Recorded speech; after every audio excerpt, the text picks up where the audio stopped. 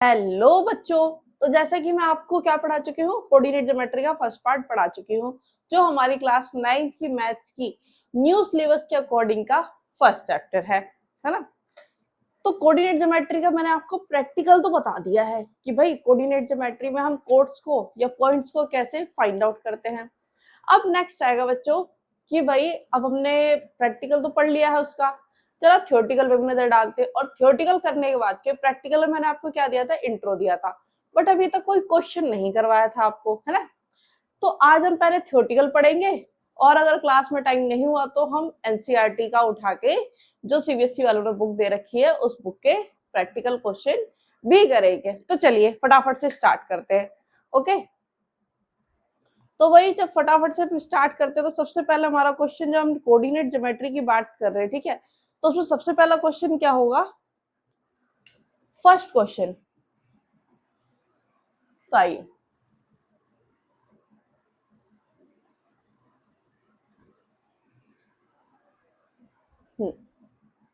First question आएगा हमारा,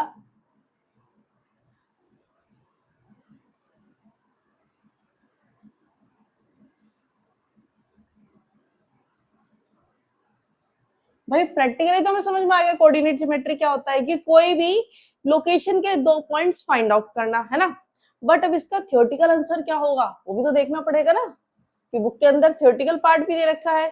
तो बेटा ये होता है एक ऐसा ग्रिड सिस्टम, ये एक क्या है, ग्रिड सिस्टम, ये एक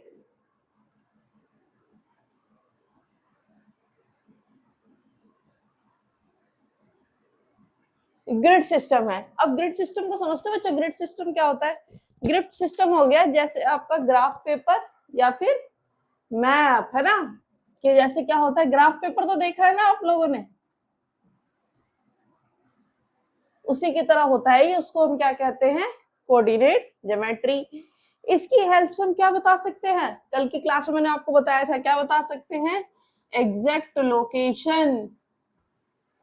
क्योंकि कोऑर्डिनेट ज्योमेट्री का मतलब ही क्या होता है, कि किसी भी पॉइंट की एग्जैक्ट लोकेशन बताना, कि हम उसको कैसे फाइंड आउट करेंगे।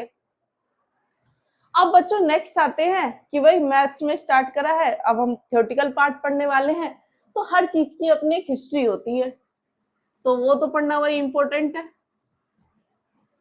तो आज हम पढ़ लेते हैं कोऑर्डिनेट ज्योमेट्री की हिस्ट्री। अब जब हम इसकी हिस्ट्री पढ़ने के लिए जाते हैं, तो इंडिया में क्या था बच्चों, पहले बहुत ही पुराना कंसेप्ट था, ठीक है, जिसे बोलते हैं सिंधु सिंधु सरस्वती सिविलाइजेशन, ठीक है। तो इसके अंदर क्या होता था बच्चों, सिटीज कैसे बनती थी, डायरेक्शन के हिसाब से बनती थी, कि नॉर्थ टू साउथ और ईस्ट टू वेस्ट, तो इस तरह से सिटीज इसके अंदर बनाई जाती थी। तो ये हमारा किसके ऊपर बेस्ड था, ज्योमेट्री सिस्टम के ऊपर ही। ज्योमेट्री कैसे जाती थी हमारी, ऐसे, कोऑर्डिनेट ज्योमेट्री है ना, नॉर्थ टू साउथ और ऐसे, है ना। तो ये हो गया हमारा एक्स एक्सिस और ये हो गया हमारा वाई एक्सिस। इसी के ऊपर क्या था बच्चों, बेस्ड था ये पूरा सिस्टम। तो फर्स्ट हो गई हमारी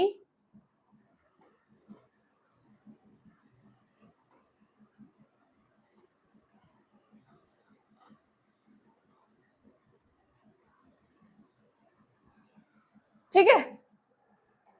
अब इसके अंदर क्या है बेटा, जैसे मैंने बताया अभी, ये किस पे थी, ग्रिड पैटर्न पे बनी हुई थी। ये किस पे थी, ग्रिड पैटर्न पे बनी हुई थी।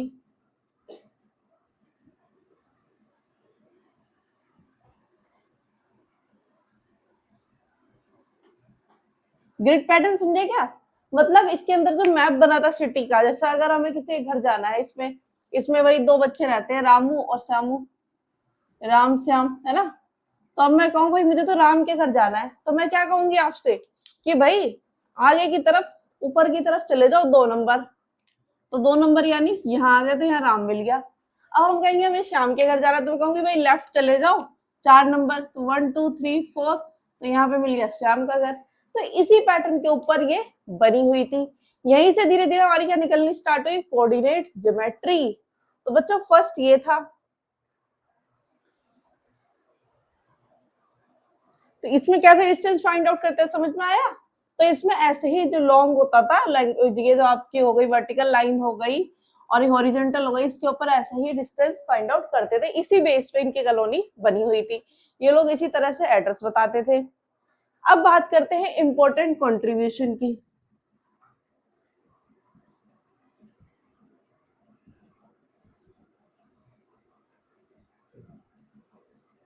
ठीक है भाई, ये तो समझ में आ गया ये बेसिक कंसेप्ट कहाँ का है। बट उसके बाद इंपॉर्टेंट कंट्रीब्यूशन किस किस का था उसके बारे में बात कर लेते हैं।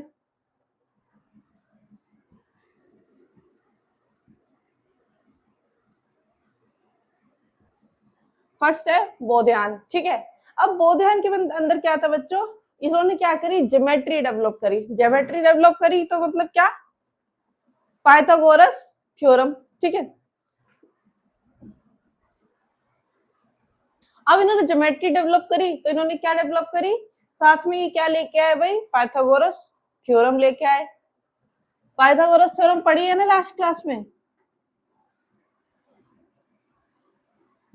ठीक है, तो पाइथागोरस थ्योरम आ गई, जिसमें कुछ ऐसा पढ़ते थे, रिकॉल करा देते आपको, ऐसे करके एक इमेज होती थी, है ना, उसके ऐसे पॉइंट्स होते थे ए बी और सी।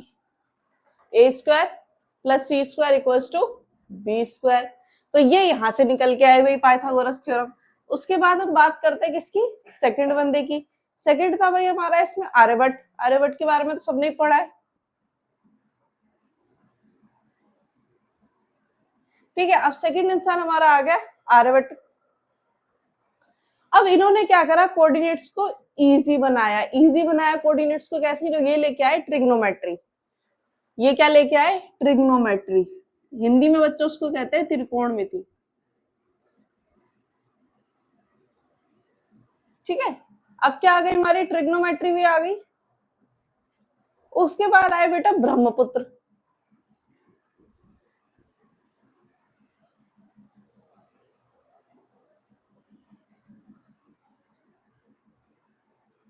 ब्रह्मगुप्ता। ठीक है, ब्रह्मगुप्ता जी ने क्या लेके आए भाई, वो लेके आए जीरो एंड नेगेटिव नंबर्स। जैसे आप सबने बहुत पुराना गाना सुना होगा कि जीरो दिया मेरे भारत ने, है ना, तो आ गया भाई यहाँ पे जीरो एंड क्या आ गए, नेगेटिव नंबर। अभी तक हमारे पास क्या थे, 1 2 3 4, ओके, और जीरो नहीं था और नेगेटिव नंबर था, है ना। अब नेक्स्ट है रेने डिकार्टे। भाई ये आ गया तुम्हारा इंपॉर्टेंट पर्सन। ठीक है, जो जिसने ये चीज इजी करी। एक तो इनके नाम इतने अजीब अजीब से हैं भाई, इनको थोड़ा सा बस इतना ही इंट्रो याद कर लेना। ठीक है, कि कौन सा क्या लेके आया है, क्योंकि 1 या 2 पार्ट में, 1 या 2 नंबर में आपको यही पूछ सकते हैं।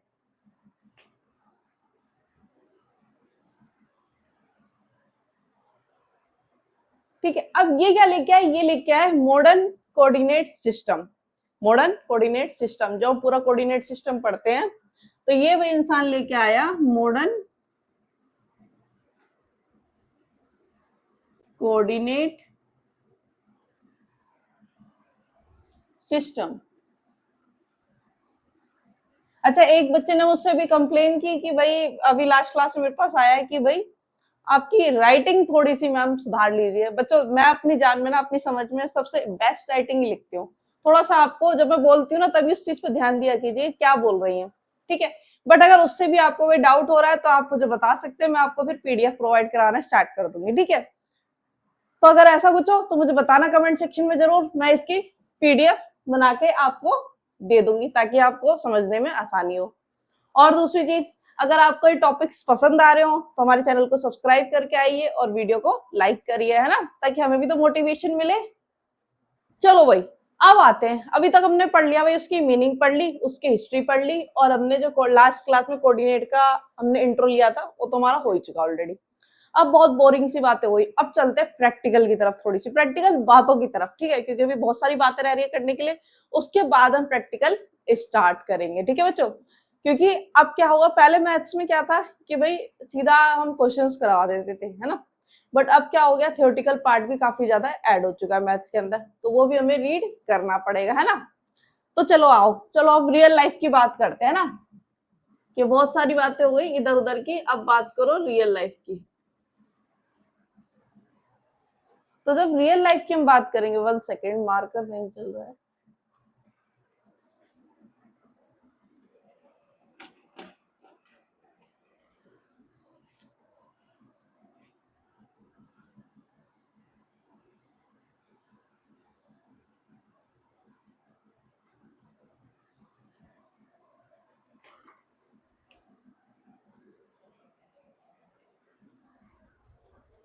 चलो बच्चों, अब पढ़ते हैं आगे की तरफ। आगे क्या कि भाई अब इसका रियल लाइफ से कैसे हम जोड़ सकते हो। फर्स्ट है बच्चों मैप। जब भी मैप वगैरह बनते हैं तो उसमें इसका यूज होता है। Second GPS. जीपीएस तो आप सभी लोग यूज करते हैं ना, फोन के अंदर जीपीएस यूज करते हैं। नेक्स्ट है बच्चों नेविगेशन। अब ये क्या हमारा कि जो कोऑर्डिनेट ज्योमेट्री रियल लाइफ में कहाँ यूज करते हैं, कि हम मतलब यूज भी कर रहे हैं, वही पढ़ रहे हैं इसको। तो बच्चों नेविगेशन, नेविगेशन कहाँ पे यूज होता है बच्चों, तो एरोप्लेन वगैरह उड़ते हैं ना, तो फ्लाइट्स में और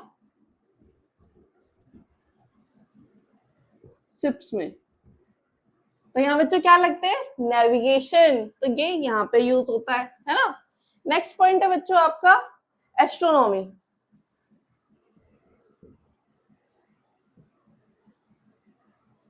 आओ बताएं सितारों की कहानी, तो वहां पे क्या यूज होता है, कोऑर्डिनेट ज्योमेट्री ही यूज होता है। उसके बाद नेक्स्ट है बच्चों आपका, हम पढ़ेंगे 2D। 2D 2D और 3D डिफरेंस क्या होता है भाई इसके अंदर।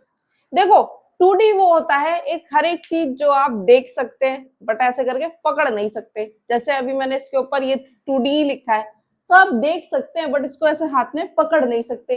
तो वो हो गई सारी 2D बेस्ड। जैसे इसके ऊपर अगर मैं रेक्टेंगल बना दूं, स्क्वायर बना दूं, कुछ भी बना दूं, तो वो क्या हो गई हमारी 2D इमेज। ठीक है। अब ये जो मार्कर है ये मैं हाथ में पकड़ सकती हूँ, तो ये क्या हो गई 3D इमेज, है ना। जैसे मैं हूं, आप मुझसे भी हेलो कर सकते हो, तो मैं भी क्या हो गई एक 3D इमेज, है ना। जो भी चीज हम पकड़ सकते हैं वो हो गई 3D image, marker 3D image. और जो हम सिर्फ देख सकते हैं बट उसको पकड़ नहीं सकते, तो वो हो गई बच्चों हमारी 2D इमेज। ठीक है।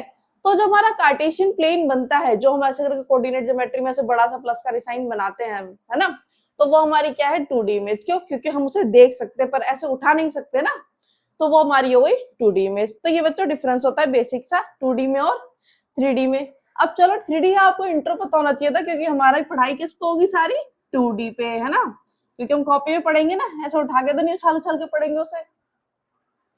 तो उसी से स्टार्ट करते हैं। अब 2D इमेज क्या हो गई भाई, कार्टेशियन कोऑर्डिनेट सिस्टम हो गया। जो हमने 2 लाइन पढ़ी थी पहले, क्या 2 लाइन पढ़ी थी कि भाई एक लाइन ऐसे होती है और एक लाइन ऐसे होती है, यही पढ़ाया था अभी तक। तो ये हो गई एक्स एक्सिस और ये हो गई हमारी वाई एक्सिस। ठीक है। अब जो राइट वाला पार्ट है वो पॉजिटिव का होगा, तो यानी ये क्या होगा पॉजिटिव और ये होगा नेगेटिव। ऊपर का पार्ट पॉजिटिव और ये क्या होगा नेगेटिव, यही पढ़ा था हमने अभी तक। तो ये हो गई बच्चों हमारी 2D।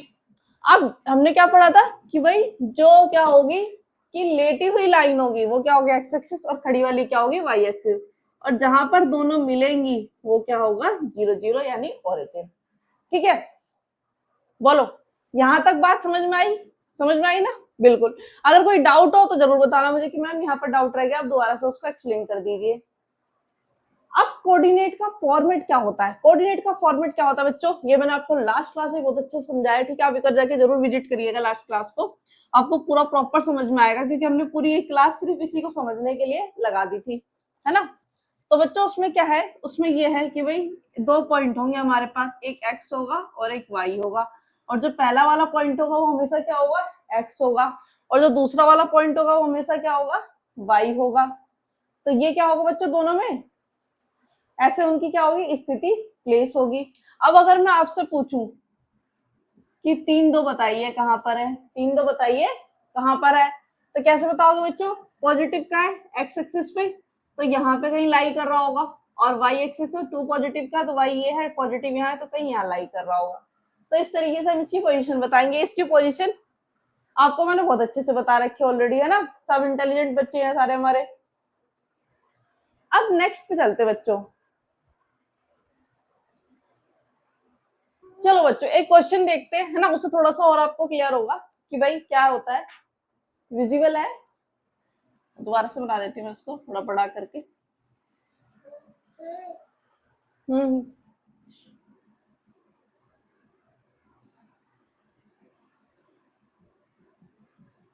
0 0 1 2 3 4 -1 -2 -3 -4 -1 -2 -3। ठीक है, अब ये हमारे मिल गए, ये हमें एक प्लेन दे दिया गया और इस प्लेन के ऊपर बोला कि भाई कुछ पॉइंट्स बने निकालने हैं आपको, ए बी सी। ठीक है, तो अब जो ये पॉइंट मिला है तो ये मान लो मिल गया 2 और 4 -3 और 2 -2 और -1। ठीक है, चलो बच्चों बताओ कैसे फाइंड आउट करेंगे। स्टार्टिंग के सारे नंबर क्या होंगे x और बाद के सारे नंबर क्या होंगे y, तो उसी के हिसाब से फाइंड आउट करना। देखो बहुत ही इजी है, एक बार बस आपको ना ध्यान से समझने की देर है। अगर आपको समझ में आ गया कि भाई कंसेप्ट क्या है मेन, तो ये बहुत इजी है। ऐसा हो ही नहीं सकता कि एग्जाम में आप इसको कभी गलत करके आ जाओ, है ना। तो चलो आओ थोड़ा और पास से दिखाते हैं आपको। ठीक है, चलो स्टार्ट करते हैं। तो ए पॉइंट हमारा x के ऊपर 2। अब चलो ये पूरी लाइन x एक्सिस है, लेटिव लाइन पूरी x एक्सिस होती है और खड़ी वाली क्या होती है y, ये तो आपको बहुत अच्छे से पता है। अब इस पूरी लेटिव लाइन के ऊपर प्लस का 2 कहां पर है, देखो 2 दो ही है, एक इधर है और एक इधर है, बट इधर वाला क्या है प्लस का और इधर वाला क्या है माइनस का। तो हमसे पूछा गया है प्लस वाला, तो हम स्कोर कर लेंगे यहाँ पे मार्क। ओके बच्चों, अब नेक्स्ट है 2 के बाद क्या दे रखा 4। अब अगला नंबर क्या होता है, हमेशा y होता है, तो y वाली लाइन के ऊपर हम क्या ढूंढेंगे 4। ठीक है, अब 4 ढूंढेंगे भाई, इस पे हमने देखा एक 4 तो ये रहा, एक 4 ये रहा, बट ये क्या है माइनस का 4 और ये है प्लस का 4, और हमसे पूछा कौन सा है प्लस का 4 पूछा है, तो यानी हम ये वाला पॉइंट पकड़ लेंगे। तो इस पॉइंट को जब ऐसे बढ़ाएंगे और 2 तक लेके आएंगे तो हमारा ये बन गया 2 और 4। समझ में आया बच्चों कैसे मिलता है पॉइंट। उसके बाद अगला पॉइंट देखते हैं, अगला पॉइंट कैसे मिलेगा बच्चों उनको। अगला पॉइंट मिलेगा भाई बी है -3 और 2, -3 और 2। अब ये क्या होता है x होता है पहला नंबर। अब x -3 कहां पर है, x -3 कहां पर है, अब इसको ढूंढते सबसे पहले, है ना। तो जब इसको ढूंढेंगे सबसे पहले तो भाई x के ऊपर ये वाली लेटिव लाइन के ऊपर -3 कहां पर है, 3 दो है, एक ये है और एक ये है, बट ये क्या है माइनस का और ये प्लस का, और हमसे मांगा क्या है माइनस का, तो यानी ये वाला पॉइंट हो गया। दूसरा है बेटा प्लस का 2 y के ऊपर, तो y ये है और प्लस का 2 ये रहा, तो इसको हम बड़ा करेंगे और इसको यहां से करेंगे, ये मिल गया हमको b पॉइंट -3 और 2। ठीक है, उसके बाद नेक्स्ट देखते हैं बच्चा हम सी में क्या बोला -2 और -1। ठीक है, -2 x के ऊपर, अब x लाइन कौन सी है ये वाली है लेटी हुई, तो यहाँ पे -2 कहाँ है ये रहा। दूसरा पूछा -1 y, ये रहा, -1 कहाँ पर है ये रहा, तो यानी ग्राफ किस तरफ चलेगा इस तरफ को चलेगा, है ना। तो ये ग्राफ किस तरफ को चलेगा इस तरफ को चलेगा, तो ये क्या हो गया आपका, ये तो ये हो गया बच्चा, ये हो गया -2 और -1, तो ये हो गया हमारा सी पॉइंट।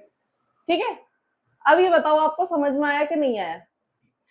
अब तो कोऑर्डिनेट बना लोगे ना कैसे एग्जाम में फाइंड, अगर एग्जाम में हमें दे देता है कोऑर्डिनेट दे देता है और बोलता है ग्राफ के ऊपर ड्रा करके लाओ, तो आप कैसे ड्रॉ करोगे। अब आपको समझ में आ गया ना। तो बच्चों ये आज की क्लास थी, कल एक्सरसाइज के क्वेश्चंस का मैं पीडीएफ आपको प्रोवाइड करवा दूंगी, क्योंकि ऐसे आपको समझ में ही नहीं आए क्वेश्चन, तो पीडीएफ प्रोवाइड करवा दूंगी, फिर हम उनको फटाफट से लगा लेंगे 5 मिनट में, क्योंकि हम ऑलरेडी बेसिस 2 से 3 बार समझ चुके हैं ना। लास्ट क्लास में कई बार मैंने कोऑर्डिनेट ज्योमेट्री समझा दिया और आज की क्लास में भी आपको एक क्वेश्चन करा दिया है प्रॉपर्ली, है ना। तो फटाफट से क्वेश्चन लगा लेंगे, उसके बाद एक्सरसाइज करेंगे 1.2। तो कल की क्लास बहुत ही इंपॉर्टेंट होने वाली है, क्योंकि हम उसके अंदर एक्सरसाइज अटेम्प्ट करने वाले हैं। ओके बच्चों, तो तब तक के लिए बाय बाय, मिलेंगे नेक्स्ट क्लास में। चैनल को सब्सक्राइब जरूर करना, और कोई प्रॉब्लम हो तो कमेंट सेक्शन में जरूर डालना, I will solve definitely. Okay, bye bye.